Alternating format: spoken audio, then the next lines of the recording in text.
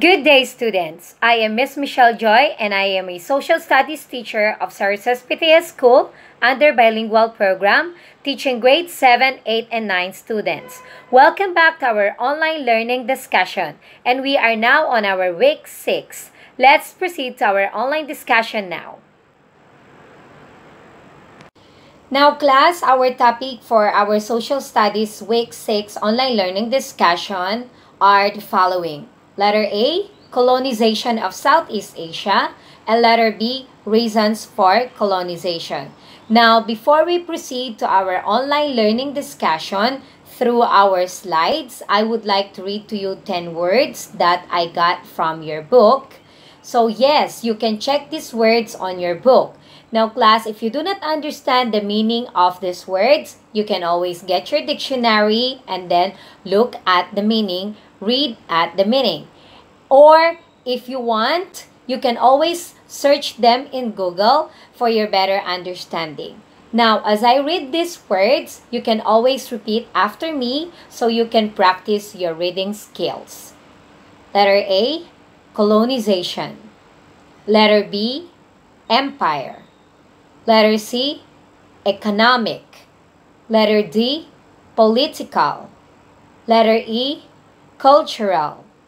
Letter F, policy. Letter G, colonial. Letter H, prestige. Letter I, treasure. And letter J, power.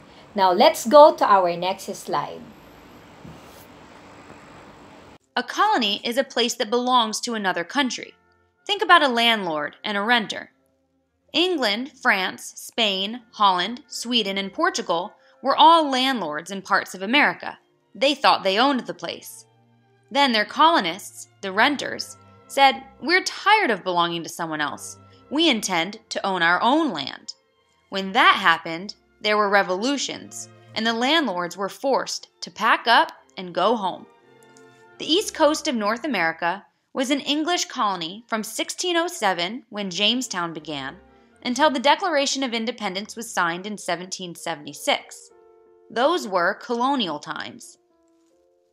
It was a long time. 1776 minus 1607 is, well, you can do the arithmetic yourself.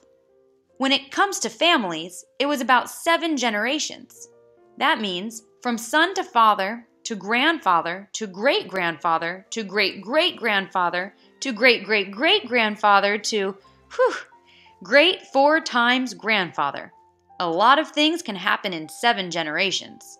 So when you read about colonial times, don't be surprised if you read different descriptions. When the first colonists arrived, there were no friends to greet them.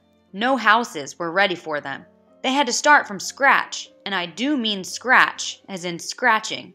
The early colonists often had to live in huts of branches and dirt, or Indian wigwams, or even caves, and none of those places was bug-proof. And of course, they had to scratch a living out of the ground. Later, colonists lived in small wooden houses with 1 or 2 rooms.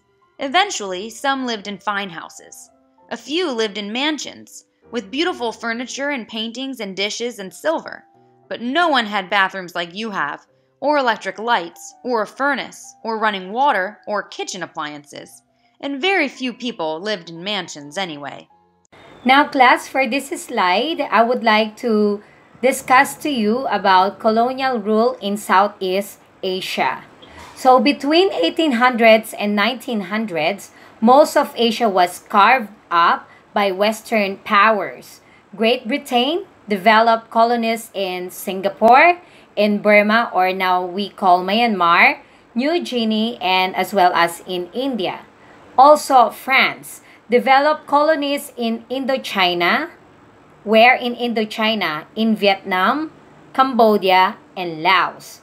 And in Thailand, the king's exception, with wise kings, they kept control of themselves. That's why Thailand is the only Southeast Asian nation that was never been occupied by any European or any Western countries in the world because of their brave kings that fought for the right of Thai people.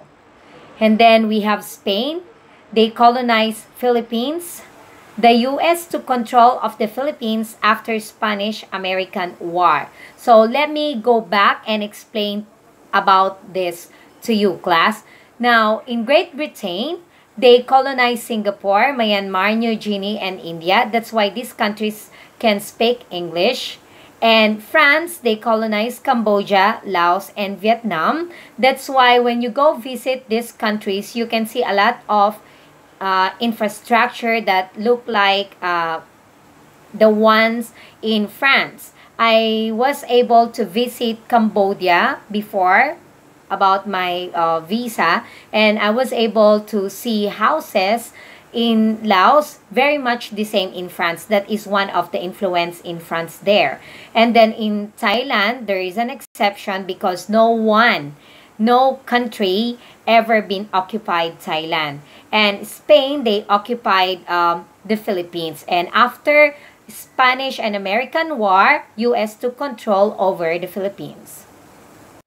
Now, class, for this slide, I would like to discuss with you about the colonization in Southeast Asia countries. Now, class, in colonization of Southeast Asian countries, we are going to study about imperialism as well. But let me tell you now that we will be having our own discussion about imperialism in the next slide. So let's concentrate about colonization in Southeast Asia. So in here, we are going to have a brief discussion about imperialism. So imperialism is when a strong nation takes over and colonizes a weaker nation or region and controls its economic, political, or cultural life. This type of foreign policy was practiced by European nations and Japan throughout Southeast Asia in the 1800s AD and early 1900s AD. So the first European colonial power was Portugal. This was because they had advanced ships and expert navigation. However, the British Empire was the largest empire in history and for a time was the strongest global power. So let me explain to you a brief explanation to you about imperialism. So it is when a strong nation, or it happens when a strong nation takes over a smaller or weaker nation. Okay, an example of that is Philippines. Philippines was controlled by Spain and America because these two countries were more powerful, beyond powerful than Philippines. That's why in the Philippines, we were able to adapt the religion, we were able to adapt the education, the language, and the culture. Okay? So they took over as Filipinos because we are smaller compared to them. So that is imperialism, taking control. Stronger countries take control over weaker countries. Okay, so class, the first European country that colonized other countries is Portugal because they have advanced ships or expert navigation. But don't forget that the largest and strongest empire in the world is that of the British Empire. Class, let's discuss about European colonization. So the first reason Europeans in the 15th century started exploring the world was just to look for adventure and glory. And these brave early explorers were heroes in their countries because they brought back many treasures. In time, they tended to control, then colonize these new countries. Now, class, so we now know that European people went to Southeast Asia not because they want to colonize the countries in Southeast Asia, but because they wanted to explore. They wanted to have adventure. They wanted to have fun. They wanted to relax. Okay? But when these explorers went back to Europe, they became instant heroes. Why? Because a lot of people in Europe became so happy and proud of them because these explorers were able to brought a lot of treasures back from Southeast Asia to Europe. And why they call these treasures, you are going to know it later on our next slides. So class, during the 15th century, they do not intend to colonize smaller countries. They do not intend to overpower smaller countries. They just went there for adventure. They just went there to explore countries. Okay? And then when they went back to Europe, they brought a lot of things with them that are not available in Europe. That's why they were considered heroes. Now, class, in our next slide, I'm going to discuss it with you, why they intended to colonize these Southeast Asian countries, why they keep coming back from Europe, going to Southeast Asia, and Southeast Asia to Europe. Why do you think they keep coming back? We will be able to know the answer on the next slide. Now, class, let's discuss about the 3 reasons for colonization. So before this slide, I already told you before that these European countries never intended to colonize Southeast Asian countries. But something happened. Something made them change their minds. Something keep them coming back from Europe to Asia, Asia to Europe. And we are going to discuss the reason one by one. So there are many reasons for colonization, but I would like to discuss to you the 3 major reasons why colonization happened, and it started in the 15th century. So the first reason is economic reasons. The second reason, political and religious reasons. And the third one, balance of power. So what is economic reason? So it is the Industrial Revolution in Europe created a huge demand for raw materials and new markets. For example, spices such as pepper, cinnamon, nutmeg, ginger, or cloves were like treasures to Europeans. Why? Because all these products were not available in European countries. They were produced only in India, Ceylon, and Moluccas, which are known as the Spice Islands. Now, the second reason is political and religious reasons. So, European nations wanted to show their power and prestige to the world. Europeans believe they have a duty to spread the ways of superior whites to inferior people. To spread Christianity was used as another reason for colonization. And the third one, balance of power. European countries were competing for power in Europe and in the colonies from other countries. Now, class, let me discuss with you briefly about economic reason. So, let's say, class, you went to another country. And when you went visit another country, of course, you're going to buy things in that country that are not available in your country. And when you show these products to your friends will be amazed and they will ask you, where did you get these things? And of course, you are going to tell them, oh, I get this one from this country. And then they will start going there. Okay? So that happened before. So European countries went to Southeast Asian countries and then they started to get products like pepper, cinnamon, nutmeg, ginger, and cloves and brought it back to Europe. And European people, they call these products as treasures because these products are not available in Europe. So that is the reason why European people keep coming back to Southeast Asia. Okay, from Europe to Southeast Asia to Europe, and then eventually they started colonizing Southeast Asian countries. Now, the second one, political and religious reason, they wanted to show their power. They wanted to show the world that they are superior to the other countries. Okay, and of course, one of the reason why they colonize country is to spread their religion, which is Christianity. And it happens in the Philippines when Spain and United States colonized Philippines. Filipinos were able to speak their language. Filipinos were able to adapt their culture and, of course, learn about their education and their religion. Now, class balance of power, because they wanted to show the world that they are the most powerful countries in the world, and they are correct because they made a history when British Empire became the largest and most powerful empire in the world. So these are the three major reasons for the colonization of European countries to Southeast Asian countries. What is imperialism and why did it happen?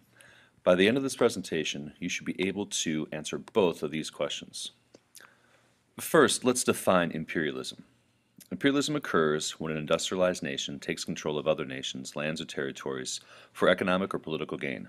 Money and power are the two biggest reasons for the growth of imperialism. But what made it possible? Industrialized nations had factories and machinery that could produce weapons, giving them a military advantage, allowing them to conquer and control a large population of people in a foreign land. The wealth these countries had allowed them to pay for large armies to go out and conquer and control other nations, putting them under their control. Steamships allowed industrialized nations to travel farther and faster, carrying large amounts of cargo and troops. New medicines made it easier to treat diseases found in foreign lands. The telegraph increased communication, and railroads united large areas of land, making the movement of goods and people faster and cheaper. These modern weapons and advantages will make conquering native peoples in places like Africa and Asia relatively easy. Because these lands and people never industrialized, they were at a huge disadvantage. When lands were conquered, they became colonies. Add all the colonies together, and an industrialized nation now has an empire. It was the job of these colonies to produce resources and wealth for the mother countries. The colonies also supplied cheap labor as a new market to buy manufactured goods. For example, India was colonized by the British. India had lots of resources and a population of over 300 million people. The British would take a resource like cotton, ship it from India to England, where the cotton would be made into textiles. The finished textiles would be sent back to India and sold to the Indian people. The British could also ship and sell their goods to other colonies in Southeast Asia, the Pacific, and Africa, generating huge profits for England. Since England is getting the raw material basically for free and then selling it around the globe, they're going to generate a huge profit.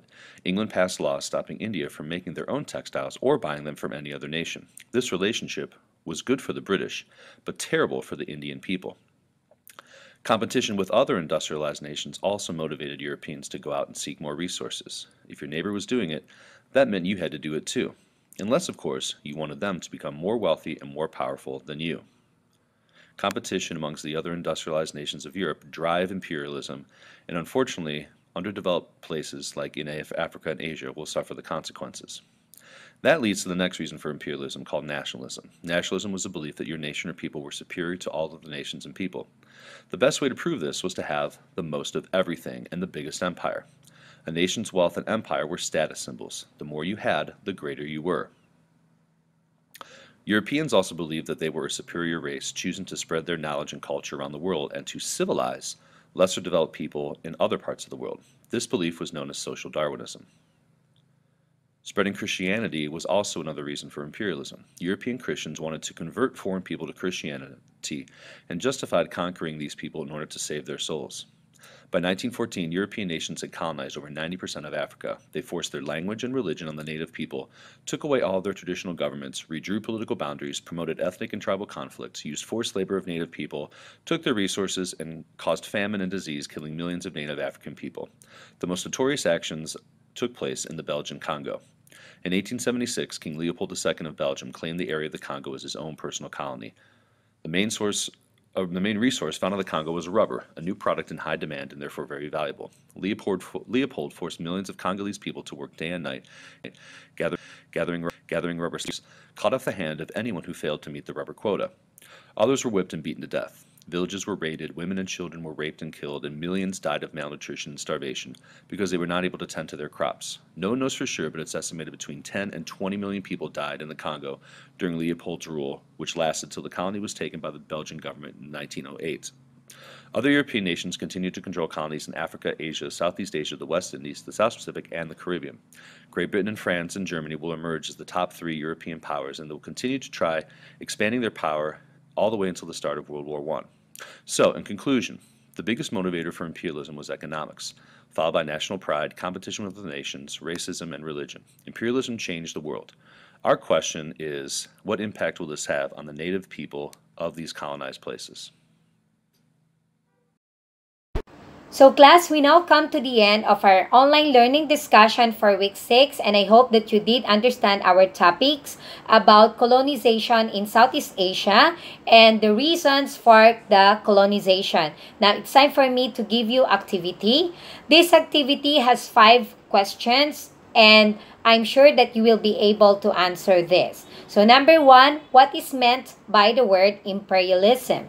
Number 2, what is meant by the word colonization? Number 3, what was the largest empire in history? Number 4, what are the 3 reasons for colonization? And the last question, what were the 2 reasons why Portugal was the first country to colonize country in Southeast Asia? Now, good luck class, and I hope that you will answer this activity. And that is the end of our online learning discussion for week 6. I really hope to see you soon, guys. Stay safe. Thank you very much. See you, everyone.